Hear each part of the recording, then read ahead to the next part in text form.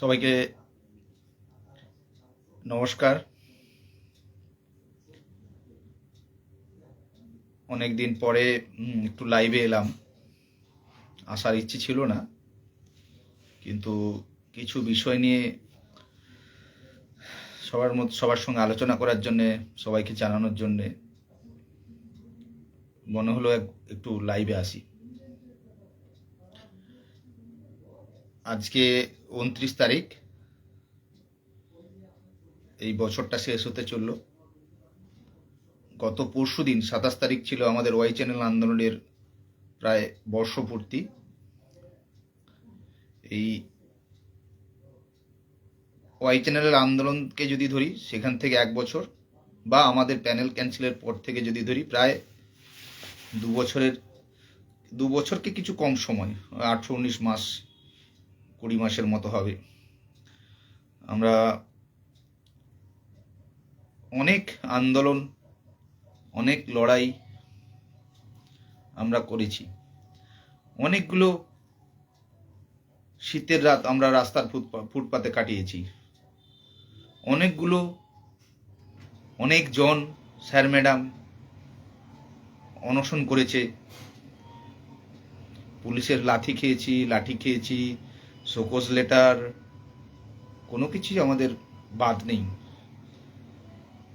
রাস্তার কুকুরের সঙ্গে একটা সময় আমরা আমাদের নিজেদের প্রভেদ খুঁজে পাচ্ছিলাম না। ফুটপাতে শুয়ে শুয়ে সেই অনুভূতি হচ্ছিল যে জীবন জীবিকা পরিবারগুলোকে সুরক্ষিত করার জন্য মানুষ কোথায় নামতে পারে। কিন্তু যে তীব্র মানসিক যন্ত্রণা, যে অনিশ্চয়তা, সেই অনিশ্চয়তা যাতে জীবনে নেমে না আসে, সেজন্য আমরা দিনের পর দিন রাস্তায় কাটিয়েছি এবং প্রতিবাদ প্রতিরোধ সে সর্বত্র করেছি। রাস্তায় করেছি, সংবাদ মাধ্যমের দ্বারা, সমাজ মাধ্যমের দ্বারা, সমাজের কাছে নিজেরা যে যোগ্য সেই দাবি বারবার আমরা তুলে ধরেছি।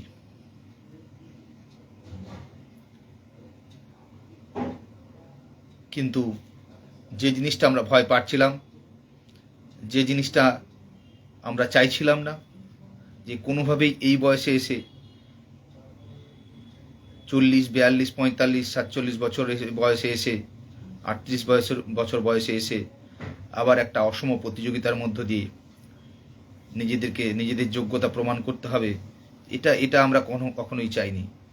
এবং আপনারা জানেন, আমি পরীক্ষার আগে একাধিকবার বিভিন্ন ইন্টারভিউতে বলেছিলাম যে এই পরীক্ষা যদি হয়, একটা সংখ্যক টিচার চাকরি পাবে না, পাশ করতে পারবে না।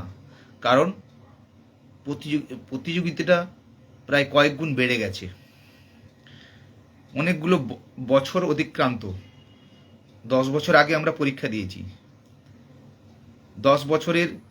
আমাদের থেকে 10 বছরের কম বয়সী অনেক বেশিরভাগ পরীক্ষার্থী আমাদের সঙ্গে পরীক্ষা দেবে। আমরা চাকরিতে জয়েন করার পর আমরা নিজেদের একটা সুনিশ্চিত জীবন, নিরাপদ জীবনের মধ্যে ঢুকে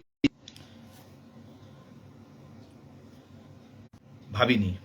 সরি, একটু নেটওয়ার্কের সমস্যা হলো। আমরা কেউ ভাবিনি। কিন্তু বড় দুঃখের সঙ্গে জানাচ্ছি, কষ্টের সঙ্গে জানাচ্ছি, বেশিরভাগ জনই বিভিন্ন সাবজেক্টের যে কাট অফ, সেগুলো ক্লিয়ার করে ডাক পেয়েছেন 11, 12 এবং 9, 10-এর ক্ষেত্রে। কিন্তু প্রায় এখনো পর্যন্ত যা পরিসংখ্যান, প্রায় 1200-র ওপরে 9, 10 এবং 11, 12-এর মোট টিচার মোটামুটি কাট অফ ক্লিয়ার করে ডাক পাননি। এবং এই 1200-র মধ্যে বেশিরভাগ অংশটাই, যেটা সত্য সেটা স্বীকার করতে হবে, সেটা ভৌতবিজ্ঞান ক্লাস 9, 10-এর এবং অঙ্ক, ফিজিক্যাল সায়েন্স এবং অঙ্ক। তাছাড়াও বাংলা, জীবনবিজ্ঞানের কিছু শিক্ষক কাট অফ ক্লিয়ার করতে পারেনি। আর 11, 12-এর ক্ষেত্রে সংস্কৃত, এডুকেশন, ফিলোসফি, এই ধরনের কিছু সাবজেক্টের ক্ষেত্রে বেশি সংখ্যক, আরও হয়তো কিছু থাকবে, কিন্তু এগুলো বেশি সংখ্যক শিক্ষক কাট অফ ক্লিয়ার করতে পারেনি। কিন্তু একটা জিনিস খুব অবাক হবেন, দেখবেন যে আমার কাছে অনেক, আমি, আপনারা জানেন আমার অনেক মানুষজন ভরসা করেন, আপনারা ভালোবাসেন, হ্যাঁ আপনারা, আমি আমি বিশেষ করে আমি আর অনুরাগ পাইনি বলে আপনারা সবাই কষ্ট পেয়েছেন। আমি আপনাদের কাছে কৃতজ্ঞ সেজন্যে যে আপনারা ভালোবাসেন আমাকে, আমাদেরকে, জিএসএসএমকে ভালোবাসেন, অনুরাগ করকে ভালোবাসেন, মেহবুব মণ্ডলকে ভালোবাসেন, অমিত রঞ্জন ভূঁইয়াকে ভালোবাসেন, চিন্ময় মণ্ডলকে ভালোবাসেন, নীতিশ মণ্ডলকে ভালোবাসেন, শুভজিৎ দাসকে ভালোবাসেন, অনেকে না হাবিবকে ভালোবাসেন। সেই সঙ্গে আমি আর অনুরাগ পাইনি বলে আপনারা কষ্ট পেয়েছেন, আপনারা অনেক মেসেজ করেছেন, অনেক অনেকে কমেন্ট সেকশনে এসে কমেন্ট করেছেন যে অমিত দা আপনারা পাননি, আমরা ভীষণ কষ্ট পেয়েছি। আমি নিজেও খুব কষ্ট পেয়েছি যে কি হলো এটা, আসলে হয়তো আমরা পেরে উঠলাম না। একটা পরিসংখ্যান দিলে আপনারা অবাক হবেন, আমার কাছে এমন কিছু মেসেজ এসছে, সংস্কৃতে গতবার 32 র্যাঙ্ক করা শিক্ষক এইবারে পাশ করতে পারেনি, মানে পাস করতে পারেনি ভুল বলবো, কাট অফ ক্লিয়ার করতে পারেনি। কারণ পাস তো সবাই করেছে, পাস মার্কসটা কত?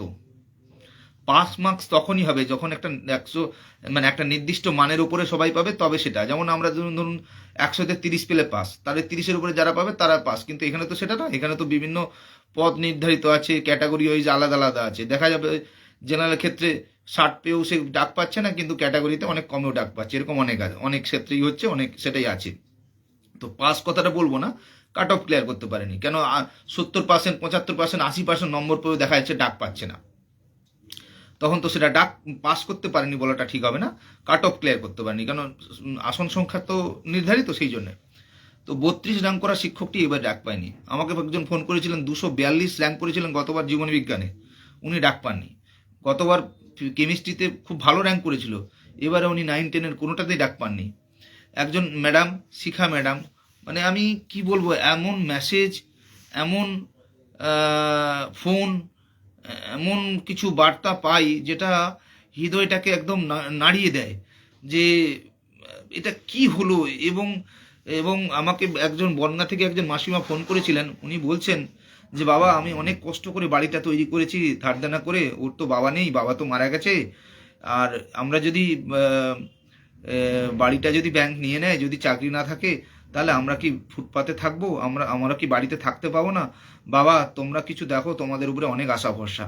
কি বলবো আপনাদের, আমি ফেসবুকে পোস্ট করেছিলাম সেই শিখা ম্যাডামের কথা, আপনারা আপনারা সেটা দেখেছেন, যে উনি বলছেন যে ওনার স্বামী খুব অল্প ইনকাম করেন, ওনার ওনার উপরেই ওনার ছোট বাচ্চা রয়েছে, তো ওনার চাকরির উপরেই পুরো সংসারটি নির্ভর করে, তো স্যার আমাদের বাঁচান। আমি জানি না কিভাবে বাঁচবো আমরা, কিভাবে আমি কিভাবে বাঁচাতে পারবো, মেহবুব কিভাবে বাঁচাতে পারবে, বা চিন্ময় কিভাবে বাঁচাতে পারবে। আমরা সবার হয়ে লড়েছিলাম, কিন্তু শেষকালে তো দেখতেই পাচ্ছেন আমি নিজেই কাট অফ ক্লিয়ার করতে পারিনি, জেনারেল ক্যান্ডিডেট হিসেবে 3-4 নম্বর কম পেয়েছি। কি বলবো, কষ্ট হচ্ছে নিজেরও, বাকি যারা পায়নি তাদের কষ্টের পাশাপাশি আমি নিজেও খুব কষ্ট, ওই জন্য দেখেছেন যে আমি কিছুদিন একটু চুপচাপই ছিলাম, মানে পাচ্ছিলাম না, স্বাভাবিক ছিলাম না মানসিকভাবে, আমি একদমই স্বাভাবিক ছিলাম না, পরীক্ষার আগেও ছিলাম না, পরীক্ষার পরবর্তী সময়েও ছিলাম না। হয়তো স্বাভাবিক থাকলে হয়তো পরীক্ষার রেজাল্ট অন্য কিছু হতো, অন্য অনেক ভালো হতো। আসলে আন্দোলনটা তো হৃদয় থেকে করেছিলাম, সেই জন্যে জিততে না পারা, লড়াইয়ের সাফল্য লাভ করতে না পারা, বা পরীক্ষাটাকে হঠাৎ করে আমরা পরীক্ষার জন্য প্রস্তুত ছিলাম না, সেই জায়গায় তার প্রভাবটা আমাদের ফলের ক্ষেত্রেও পড়েছে। তো যারা তারই মধ্যে নিজেদেরকে আন্দোলন থেকে দূরে সরিয়ে রাখতে পেরেছিলেন বা মানসিকভাবে দৃঢ় ছিলেন, তারা তুলনামূলক ভালো করেছেন বলতে মানে অস্বীকার করার কোনো উপায় নেই। কিন্তু আমরা হয়তো ওই কাট অফের থেকে 2-3 নম্বরের আগে রয়ে গেছি, কেউ 1 নম্বরের জন্য কাট অফ ক্লিয়ার করতে পারেনি। সত্যি বড় বড় যন্ত্রণার, বড় কষ্টের, মানুষজন এত কষ্টের মধ্যে রয়েছে, মানে কি বলবো, তারা এই একটা চাকরি, সবার এই বয়সে একটা চাকরি সবার জীবনকে ওলটপালট করে দিয়েছে। আমাকে একটু আগে ফোন করেছিলেন যে আমার 2.5 বছরের ছেলে, তার ভীষণ শরীর খারাপ, আমি কি করে যাব, কি করে আমি এ করবো, আমি কোনোটাতেই ডাক পাইনি।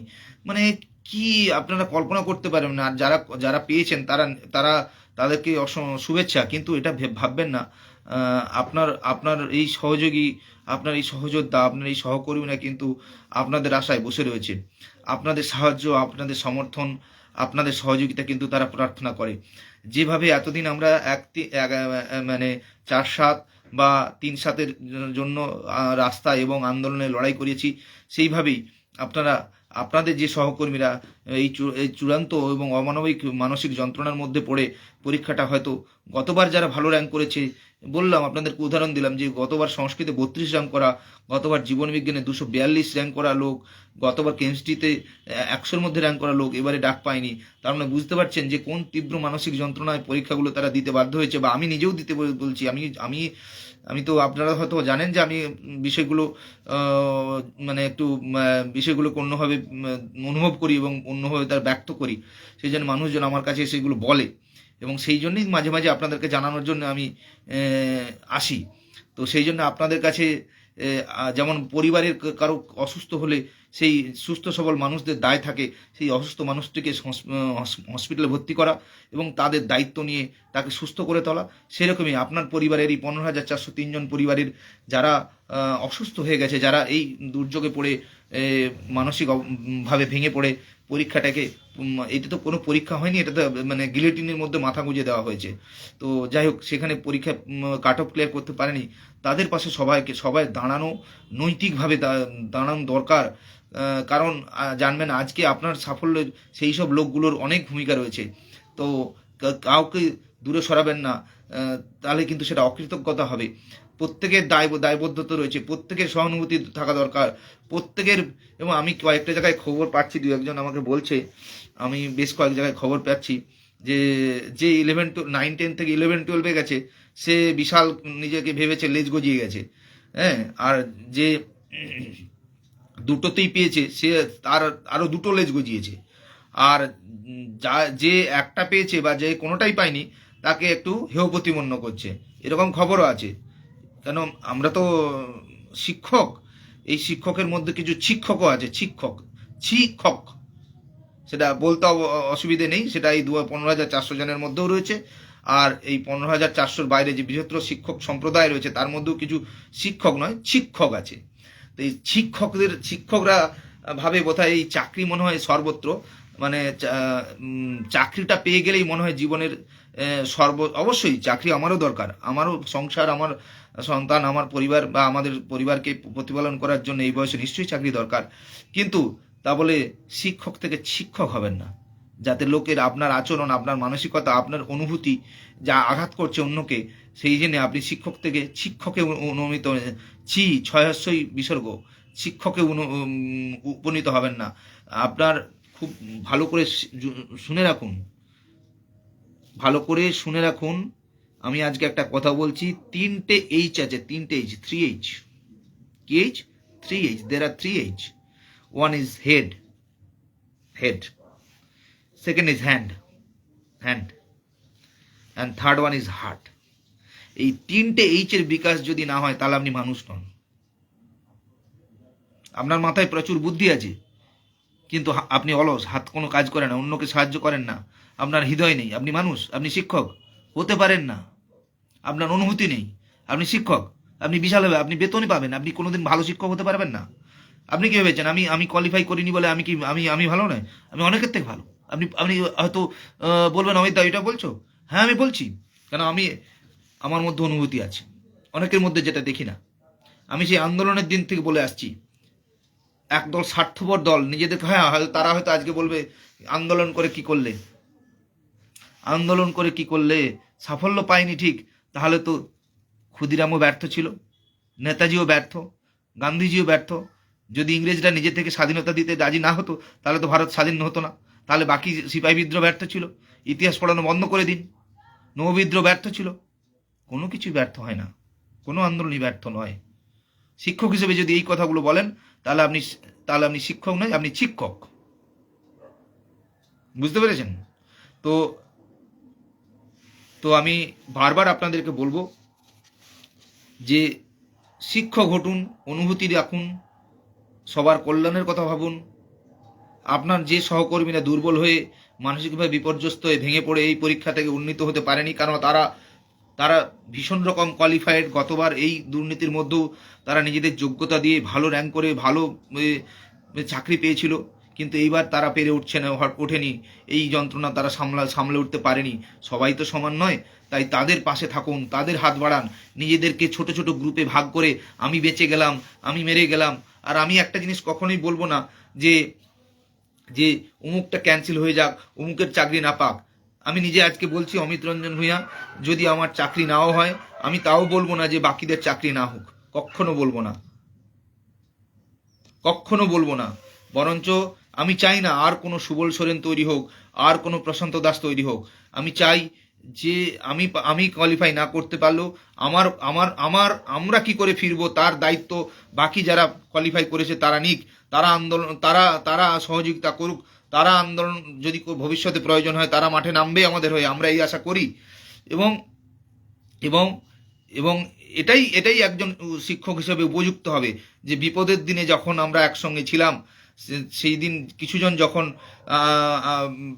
মানে বিপদে পড়েছে তাদেরকে ফেলে মাঝ রাস্তায় ফেলে আমরা পালাবো না। এই বোধ, এই চেতনা যেন সকল শিক্ষকের এবং শিক্ষিকার থাকে, এবং সেটা থাকা উচিত বলে মনে করি। আমি সেটা থাকা উচিত বলে মনে করি। শুধু আমি কি করব এমন নয়, আমি তাই যদি হবে, আমার কথা, আমার আচরণ, আমার ভঙ্গিমার মধ্যেই আরেকজন কেন কষ্ট পাবে? আমার পাশের চেয়ারে যে কোয়ালিফাই করতে পারেনি কাট অফ, সে কেন কষ্ট পাবে আমার আচরণের মধ্যে? কেন আমি আমার আচরণের মধ্যে, আমার কথাবার্তার মধ্যে সেটা তুলে নিয়ে আসবো?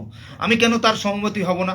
আমি কেন তাকে বোঝাবো না যে হ্যাঁ তুমি ভেঙে পড়ো না, নিশ্চয়ই কিছু একটা হবে, বা বা বা তোমার জন্য আমি খুব কষ্ট অনুভব করছি, আমি নিজের খুশির থেকেও আমি তোমার কষ্টটা বেশি অনুভব করছি। কোথায়? আপনি কি ভেবেছেন যে আজকে যদি পরিস্থিতি উল্টো দিকে হয় তখন আপনার এই খুশিটা কোথায় যাবে? আপনি কি ভেবেছিলেন? আমরাও তো স্বার্থপরতার মতো হাইকোর্টে আমরা পিটিশনার হয়েছিলাম না? কি হলো আজকে পরিণতি দেখলেন তো? সেদিন খুব 100 জন পেয়েছিলাম পিটিশনার হওয়ার জন্য, কিন্তু বাকি এই 15,403 জন থেকে 100 বাদ দিন, বাকি কিন্তু 15,303 জন কিন্তু কেস করার জন্য এগিয়ে আসেনি। তার পরিণতি কি হয়েছিল?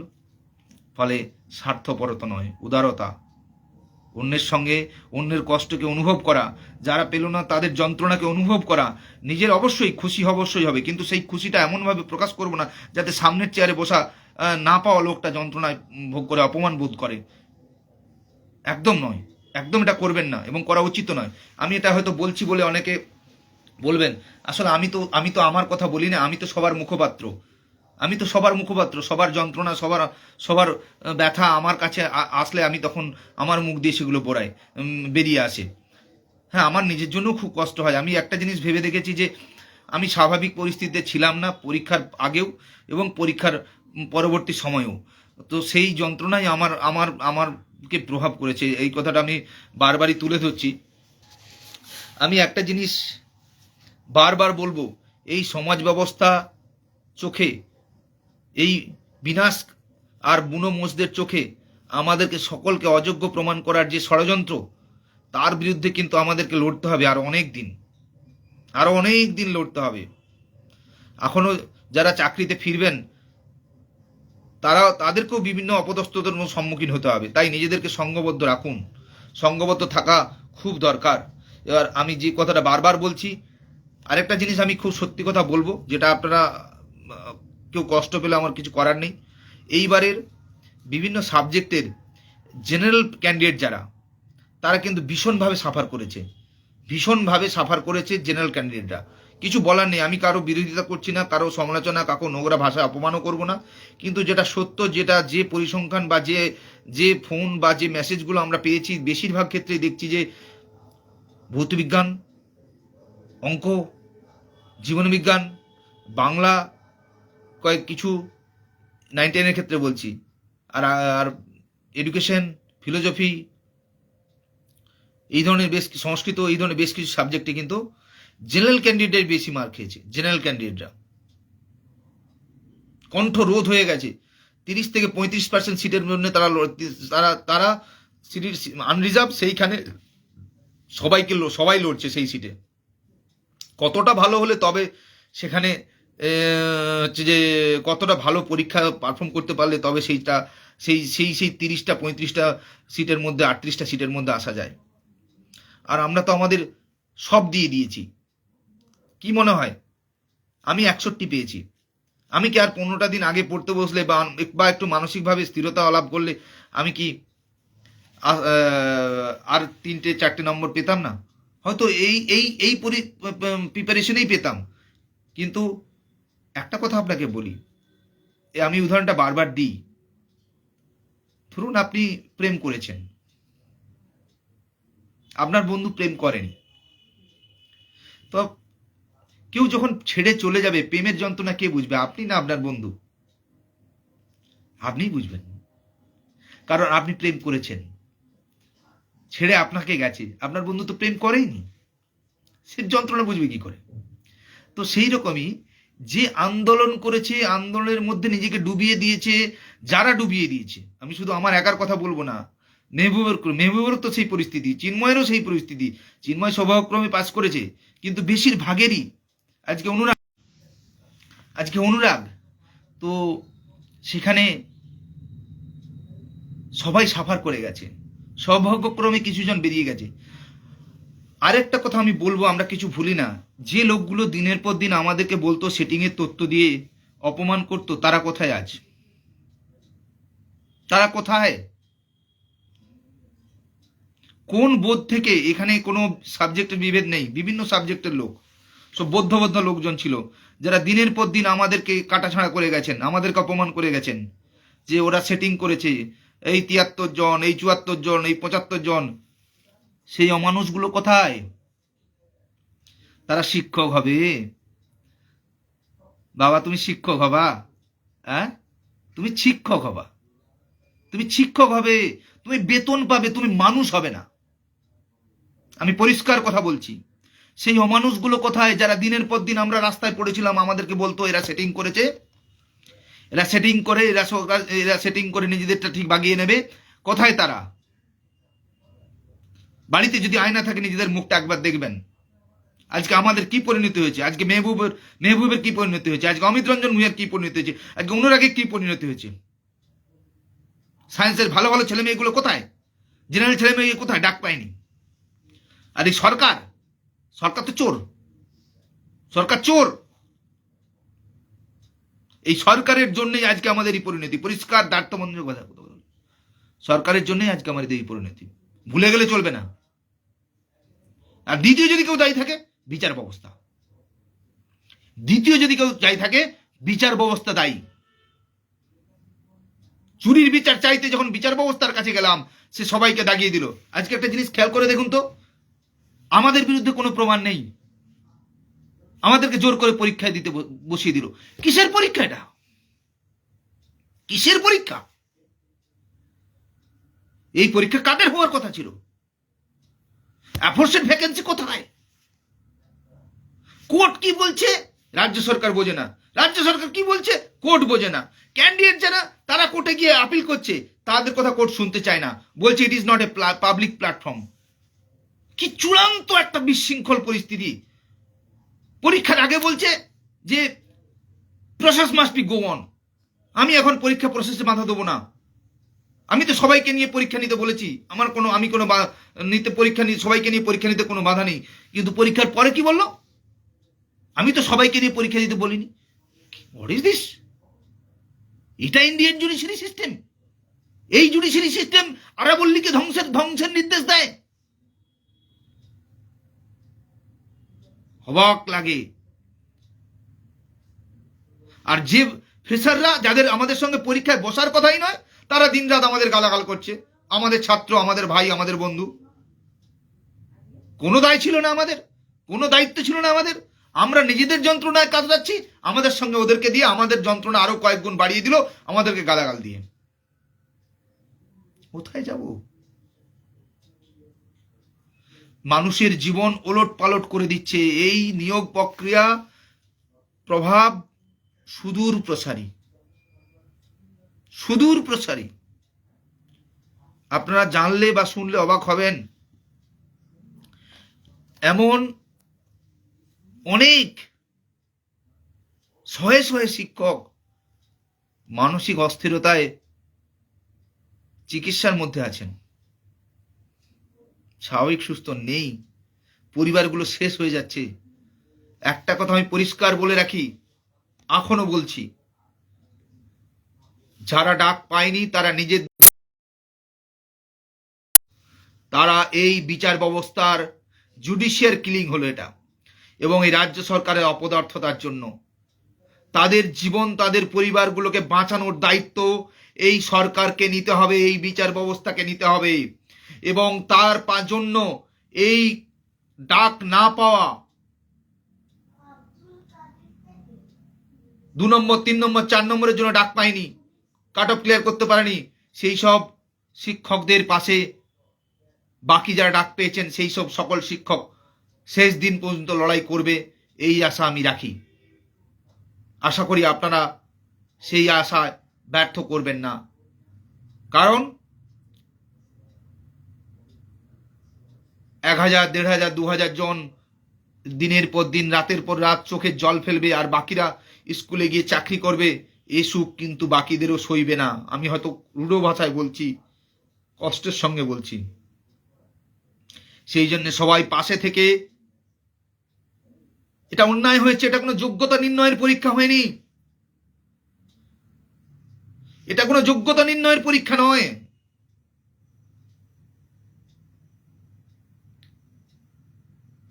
এটা গিলি টেনে, ফাঁসি কাটে, হাঁড়ি কাঠে মাথা গলিয়ে দেওয়ার মতো পরীক্ষা হয়েছে এখানে।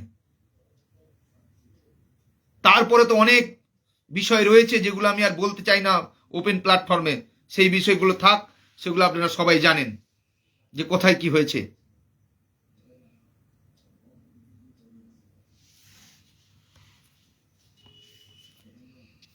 তাই আমি বারবার বলছি, সবাই সমবেত থাকুন, একে অপরের পাশে দাঁড়ান, যেভাবে আমরা আগে লড়াই করেছি সেইভাবেই, আমি বেঁচে গেলে আপনি বাঁচলে বাপের নাম, এই মানসিকতা নিয়ে করবেন না। যদি এই মানসিকতা নিয়ে করতাম তাহলে কিন্তু অমিত রঞ্জন ভূঁইয়াকে রাস্তায় পেতেন না, মেহবুব মন্ডলকে রাস্তায় পেতেন না, চিন্ময় মন্ডলকে রাস্তায় পেতেন না, ধীতিশ মন্ডলকে রাস্তায় পেতেন না, শুভজিৎ দাসকে রাস্তায় পেতেন না, হাবিবকে রাস্তায় পেতেন না। তারা কিন্তু নিজেদের কথা ভাবেনি।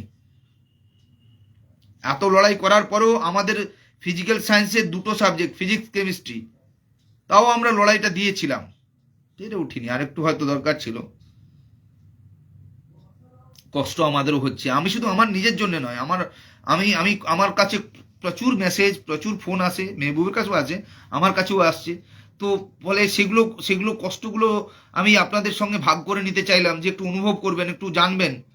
হ্যাঁ, আমি জানি আমার বেশিরভাগ শিক্ষক সহানুভূতিশীল, সবাই তো আর অসভ্য নয়, যে সেই আন্দোলনের দিন থেকে যেমন কিছু সংখ্যক আন্দোলনে আসেনি, কিন্তু অনেক বৃহৎ সংখ্যক আন্দোলনে এসেও ছিলেন, এটাও স্বীকার করতে হবে। তাই সবার কাছে আমি অনুরোধ করব, একে অপরের পাশে দাঁড়ান। নিয়োগ প্রক্রিয়া এখনো চলছে, যারা ডাক পেয়েছেন তারা স্কুলে ফিরুক, আর সেই সঙ্গে বাকি যারা ডাক পায়নি তারা কি করে স্কুলে ফিরবে, তাদের সঙ্গে থেকে তাদেরকে পরামর্শ দিয়ে মানসিকভাবে পাশে দাঁড়িয়ে তাদেরকেও স্কুলে ফেরানোর সকল বন্দোবস্ত বা ব্যবস্থার সহযোগিতা করবেন, এই বলে আমি আমার এই লাইভ শেষ করছি। নমস্কার, সবাই ভালো থাকবেন, শুভরাত্রি। আর নতুন বছরে সবার বছর ভালো কাটুক, আমাদের জীবনে সবার মঙ্গলময় হোক, সবার ভালো হোক, সবাই বিদ্যালয়ে ফিরতে পারি, এই কামনা করে আমি আজকের লাইভ শেষ করছি। Thank you.